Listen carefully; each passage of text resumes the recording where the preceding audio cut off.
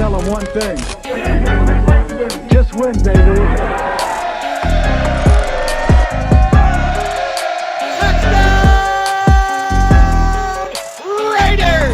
The Raiders are now 3-2 after defeating the Chicago Bears 24-21 in London. This was more than a game for many fans around the nation, especially for one particular player on the opposing team, All-Pro defensive end and former Raider Khalil Mack. September 1st, 2018, the Raiders made a shocking move that was heavily criticized by many at the time, trading away Khalil Mack to the Chicago Bears for 2 first-round picks. This was a matchup that Mack has been waiting for since being traded away. I've been looking forward to.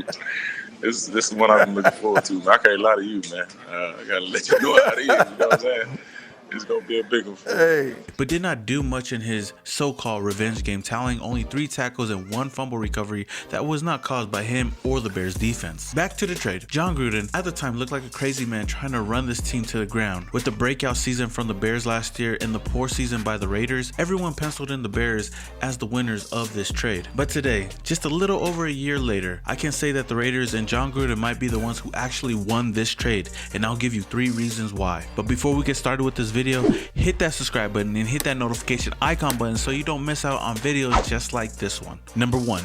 Josh Jacobs. The Bears finished their 2018 season 12-4 atop of their division, leaving the Raiders with the 24th overall pick in the 2019 NFL Draft, the first of 2 first-round picks from the Bears. With that pick, the Raiders selected Alabama star running back Josh Jacobs, who to many was the best running back coming out of the draft. This solidified a needed position in the Raiders offense alongside Derek Carr. In Jacobs' first 4 games, he tallied 62 carries, 307 yards, 2 touchdowns, and 3 receptions for 57 yards. In his matchup versus the Bears, he had an impressive showing against the best defense in the NFL with 26 carries, rushing for 123 yards and 2 touchdowns. This was definitely a statement game for the Raiders and Josh Jacobs. The Raiders can proudly say they have a running game with the NFL's best rookie running back in Josh Jacobs. If Mack were still in Oakland, Josh Jacobs likely wouldn't be a Raider today. Number 2.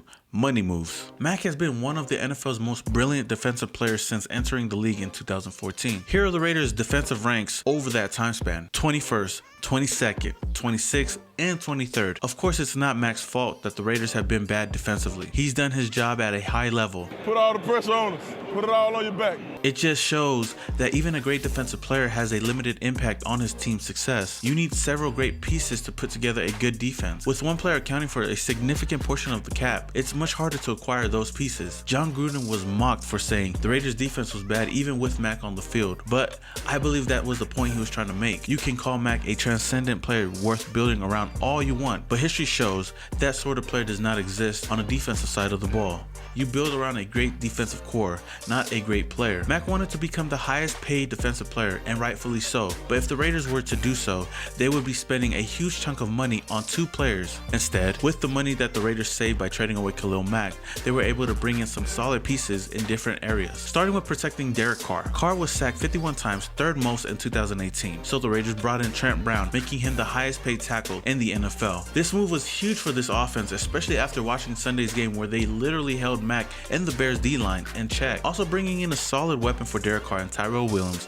and a defensive leader in LaMarcus Joyner. All in all, these moves wouldn't have happened if the Raiders were to keep and pay Khalil Mack. Number 3. The future. With the pieces that the Raiders were able to bring in this year, plus the added pieces next year and another 1st-round pick and 3rd-round pick in the 2020 NFL Draft, plus the extra added cap space, the Raiders look to be trending in the right direction. Now sitting at 3-2, 2nd in the AFC West and in the wildcard hunt. New GM Mike Mayock and Jon Gruden look to build this team to become a dynasty, but only time will tell. The Bears may have won the trade in 2018, but moving forward, we can say the Raiders have definitely won this trade. Alright, Raider Nation, do you guys agree with this list or do you guys disagree with this list? Drop it down in the comments below and let me know. If you guys enjoyed this video, then please smash that like button. Let's try to get this video up to 250 likes or even more. Without further ado, until the next video, this is your boy Some More Raider, and your boy is Yow.